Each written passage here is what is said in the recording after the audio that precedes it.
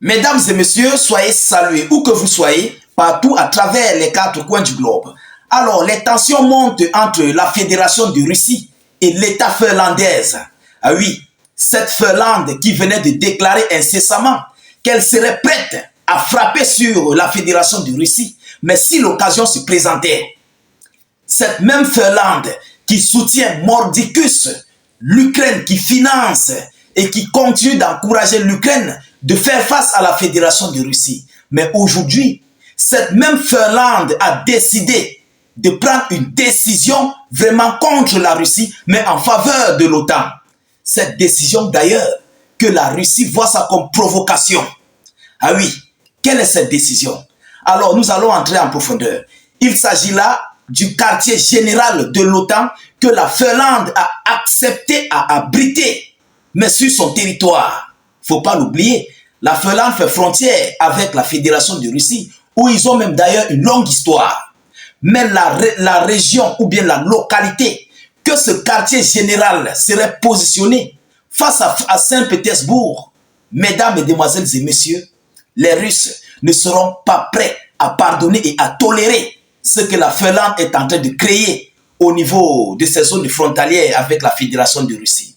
Oui, parce que ça serait une provocation de haute envergure. Le nombre de kilométrages qu'il y a là, chères dames, c'est fort. Poutine serait en danger. Le territoire russe serait en danger. Vous comprenez? Alors, quelle est ici cette ville qui va abriter ce quartier général? Et à combien de distance, à combien de kilomètres cette base otanienne, ce quartier général de l'OTAN serait situé ici, face à Saint-Pétersbourg?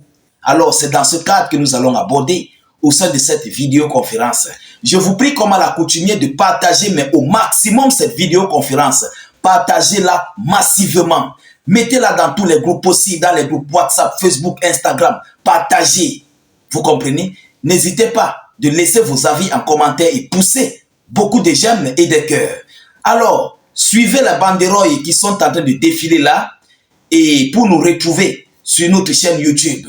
Vous comprenez? Vous allez cliquer sur le lien comme la banderole qui défile vous dit et vous allez vous abonner à notre chaîne YouTube. Laissez notre slogan en commentaire qui est « Vive la paix dans le monde ». Mesdames et messieurs, qu'est-ce qu'ils disent? Selon le ministre de la Défense finlandaise, qu'est-ce qu'il dit?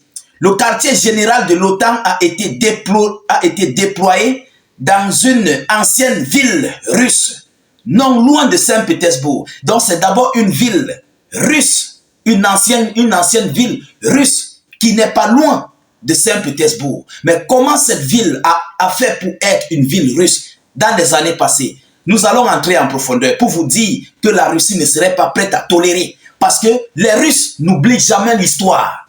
Parce que sur ce que vous voyez du côté du Donbass, de la Crimée, c'est une histoire de la Russie qui va même jusqu'aux frontières entre l'Ukraine et la Pologne. Mais Vladimir Poutine ne veut pas entrer en profondeur. Et la Finlande est en train de jouer le même scénario que l'Ukraine avait fait pour que cette invasion russe soit créée. Vous comprenez? Donc la Finlande est en train de passer sur les mêmes étapes de l'Ukraine. Alors nous allons entrer en profondeur. Vous comprenez? Le quartier général des forces terrestres de l'OTAN en Finlande sera situé dans la ville de Mikkeli, situé à environ 300 km de Saint-Pétersbourg, a indiqué le ministre de la Défense du pays dans un communiqué. Ce quartier général de l'OTAN serait situé à 300 km de Saint-Pétersbourg, cette ville emblématique russe, à 300 km. On vous dit que Saint-Pétersbourg serait face au danger de l'OTAN. Mesdames et messieurs, je ne crois pas que les Russes vont pardonner. Non, ils ne vont pas pardonner, ils ne vont pas du tout tolérer. Vous comprenez? Alors nous allons entrer encore en profondeur. Quelle est cette ville? Quelles sont les origines de cette ville? Écoutez, le ministre de la Défense a proposé d'implanter le quartier général du commandement de la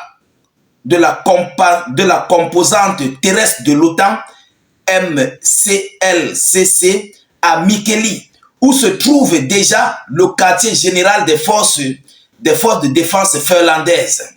là, on peut encore tolérer. Si c'est la Finlande qui est là, il n'y a pas de problème. Alors, Mikkeli est né après la fin de la guerre russo-suédoise.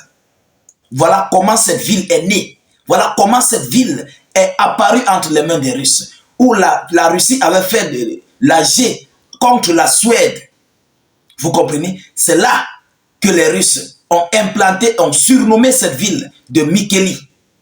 Vous comprenez? On vous dit, Mikkeli est né après la fin de la guerre russo-suédoise de 1809 et l'annexion de la Finlande à l'Empire russe. L'annexion de la Finlande à l'Empire russe. En 1838, sur ordre de l'empereur Nicolas Ier, une ville fut fondée qui, dans l'Empire russe, était le centre de la province de Saint-Michel, qui existait jusqu'en 1917, date à laquelle elle devint une partie de la province de la Finlande orientale. Vous comprenez l'histoire? Voilà comment cette ville de Mikkeli est née, sous les origines ici d'un conflit ardent que la Russie avait mené face à la Suède. Et on vient dire aujourd'hui à la Russie que là où tu es là, ta ville que tu avais combattue sur ça là, nous les Otaniens, nous allons nous implanter dessus. Mais pour faire quoi? Pour te combattre. Mesdames et messieurs, rappelez-vous, ce conflit russo-ukrainien, c'était le même scénario. Le rapprochement de l'OTAN au niveau des lignes frontalières entre la Fédération de Russie et l'Ukraine. C'est ça qui avait créé cette invasion russo-ukrainienne. Vous comprenez? Et ce même scénario vient se répandre du côté de la Finlande, à 300 km de Saint-Pétersbourg, juste avec des missiles à moyenne portée. Saint-Pétersbourg est atteint. Est-ce que c'est cette localité-là que les Russes vont-ils pardonner? On se pose des questions. Est-ce que les Russes vont digérer de voir le QG de l'OTAN s'implanter là, malgré qu'ils ont mis à jour leur doctrine nucléaire? Mais l'OTAN va complètement inspecter tout l'ensemble du territoire de la Fédération de Russie. Et c'est ce que les Russes ne veulent pas. C'est ce qu'ils ont complètement évité. Ils ont refusé du côté de l'Ukraine. Aujourd'hui, ça se retourne du côté de la Finlande. Alors, chères dames, chers messieurs, voilà un conflit qui se prépare dans les prochains jours à venir. Et cette Finlande a tellement une tête haute qu'elle est prête et elle est capable, elle se sent capable de faire face à la Fédération de Russie. Nous voyons les déclarations des généraux, les déclarations des ministres de la Défense et tout ce qui s'ensuit. Vous comprenez? Alors, est-ce que la Russie va pardonner? Il faut le dire que la Finlande est en train de jouer avec le feu. Ils ne sont pas en train de tirer des leçons sur l'Ukraine. Je l'espère bien. Parce qu'ils courent dans le sac, en fait. Vous comprenez? Ils sont en train de courir dans le sac, un sac vide.